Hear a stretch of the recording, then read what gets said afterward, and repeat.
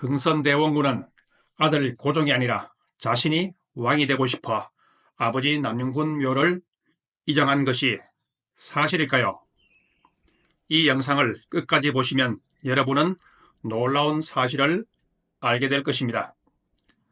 충남 예산의 가야산에 남영군 묘가 있습니다.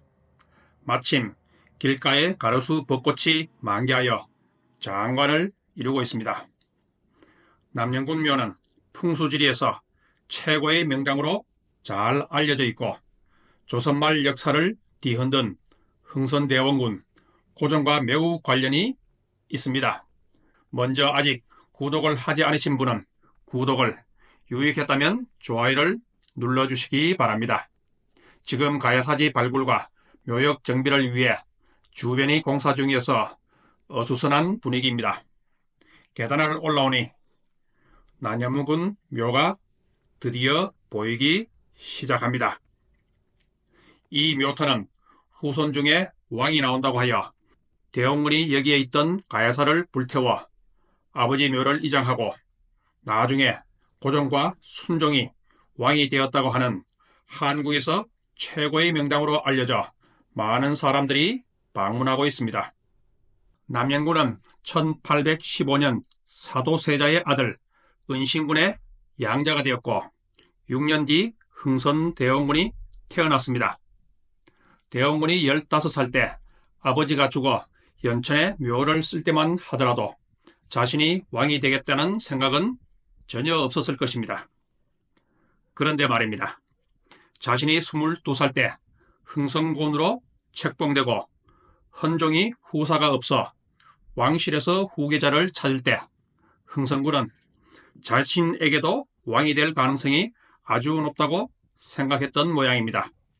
당시 왕의 직계가 없어 왕실 먼 친척 중에서 왕 후보를 찾다 보니 실제로 대원군도 후보 상위권에 포함되었습니다. 대원군은 비록 양자이지만 은신군의 손자이고 가장 똑똑한 왕족이기도 하였습니다. 결과적으로 왕이 되었던 철종은 은신군의 형님인 은원군의 손자로 대원군의 육촌이었으므로 대원군 입장에서는 충분히 왕위를 노릴 수 있는 상황이었습니다. 대원군이 왕이 되기 위해 승부수를 던진 것이 아버지 남영군 묘를 연천에서 가야산의 풍수명당에 이장하는 것이었습니다.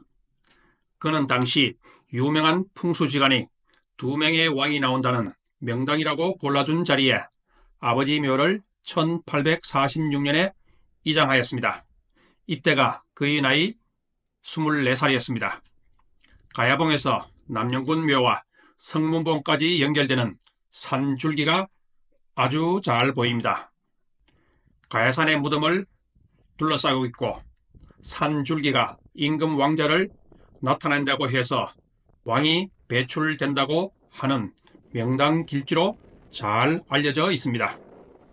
여기는 성문봉입니다. 남영군 묘에 산줄기가 연결되는 곳이기도 합니다. 성문봉 정상에서 굽어보는 파노라마 전망은 장관입니다. 저 멀리 예산, 홍성, 서산, 당진까지 잘 보입니다. 대원군은 25살 때 왕실과 종친의 모든 정보를 가장 빨리 잘 알 수 있는 종친부 유사를 맡았습니다.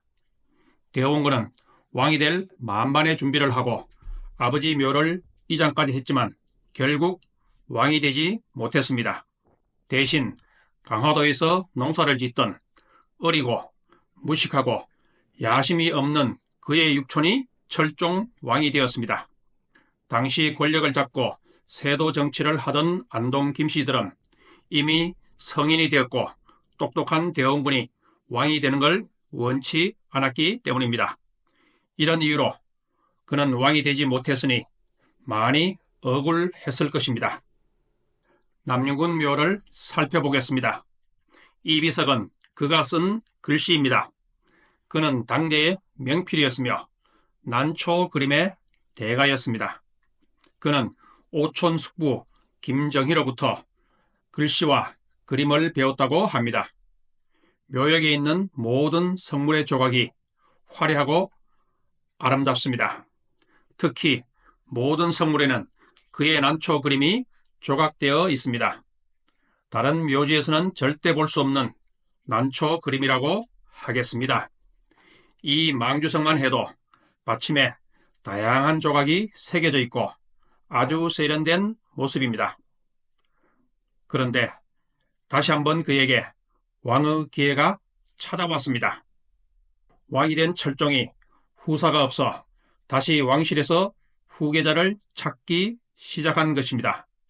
이때 그는 자신이 왕이 될 수 없다는 것을 알고 어린 둘째 아들을 왕으로 만들기로 했습니다. 그는 당시 42세로 나이가 많은 것도 있지만 안동김씨 세도가 있어 용납하지 않아 자신이 왕이 되는 것은 불가능하다고 생각했기 때문입니다. 그는 철종이 왕이 되었던 방식대로 당시 왕실의 최고 어린인 조대위와 협력하여 1864년 철종이 32살로 죽자 바로 12살 둘째 아들을 고종왕으로 만드는 데 성공하였습니다. 철종을 순조의 양자로 삼아 왕이 되었듯이 고종을 순조의 형 효명세자의 양자로 삼아 왕이 차지에 성공한 것입니다. 우리가 알고 있듯이 대원군은 둘째 아들 고종을 왕으로 만들기 위해 아버지 남영군 묘를 이장한 것이 절대로 아닙니다. 자신이 왕이 되지 못했기 때문에 어쩔 수 없이 어린 둘째 아들을 왕으로 만든 것입니다. 아들이 고종 왕이 된 뒤 고종을 허수아비로 만들고 그가 왜 권력에 지나치게 집착하고 탐욕을 부렸던 것이 이제 이해가 되실 겁니다. 남원들 상녀는 남영군 묘를 이장할 때 유골을 운구했던 상여가 보관된 곳입니다. 당시 운구했던 상여는 현재 국립고궁박물관에 보관하고 있으며 여기에 있는 것은 진품과 동일하게 복제하여 보호각에 전시하고 있습니다. 이곳 남원들 마을이 원래 상여가 보관되었던 곳이고 남영군 묘 옆에 있는 전시관에 있는 상여는 관람객들이 쉽게 볼 수 있도록 하나 더 복제하여 전시한 것입니다. 이 사진은 당시 남영군 유골을 운구했던 상여입니다. 150년이 더 지났으므로 상여 조각의 색깔은 바래고 천은 낡아 찢어져 세월의 무게를 느끼지만 자세히 살펴보면 조각이 매우 아름답고 섬세한 고급스런 상이라는 것을 알 수 있습니다. 이 사진은 아마도 국립고궁박물관으로 이전하기 위해 촬영한 것으로 보입니다. 대원군이 아버지 묘를 이장하려고 할 때 여기에 가야사라는 오래된 절이 있었습니다. 대원군은 묘를 조성하기 위해 절을 불태워 없앤 것으로 알려져 있습니다. 현재 예산군에서 여러 차례 가야사지 문화재 발굴 조사를 하였으며 이번에 갔을 때도 대대적인 발굴 작업을 하고 있어 보시는 바와 같이 묘역 주변이 어수선합니다. 현재로서는 언제 발굴 조사가 완료되어 단정한 모습으로 정비가 될지는 알 수 없습니다. 가야사지 발굴 현장에서 발견된 주춧돌이나 석자의 모습을 볼 때 절의 규모가 상당히 컸었다는 것을 알 수 있습니다. 가야사 옆 골짜기에는 커다란 미륵불이 있습니다. 전설에 의하면 대원군이 가야사를 불태워 없애자 미륵불이 등을 돌렸다는 설이 있고 또 북쪽 계곡에서 쳐들어오는 역병을 물리치기 위해 북향하고 있다는 설이 있는데 어느 쪽이 맞는지 도굴부처는 말이 없으니 알 수 없습니다. 묘에서 3분 거리에 있으므로 꼭 가보시기를 바랍니다. 남영군 묘로 가기 전 주차장에서 오른쪽으로 보덕사로 가는 길이 있습니다. 보덕사는 대원군이 가야사를 불질러 없앤 것에 대한 죄책감과 나중에 자기 아들이 왕이 된 것을 감사하며 은덕을 갚는다는 의미로 절 이름을 보덕사로 지었다고 합니다. 극락전을 중심으로 절의 규모는 크지 않지만 경복궁이나 창덕궁에서 볼 수 있는 궁궐의 건축 양식을 따라 지었으므로 절로서는 매우 특이한 건축 양식이라고 할 수 있겠습니다. 대원군은 보덕사 주지에게 남영군묘 수호일품 대승이라는 직책을 주어 묘를 관리하게 하였습니다. 남영군묘에 오면 여기에도 반드시 들러보시면 좋습니다. 이상으로 대원군은 아버지 묘를 이장하여 자신이 왕이 되고자 했지만 성공하지 못하고 결국 아들 고종을 왕으로 만들었다는 남영군묘 이장에 대하여 설명했습니다.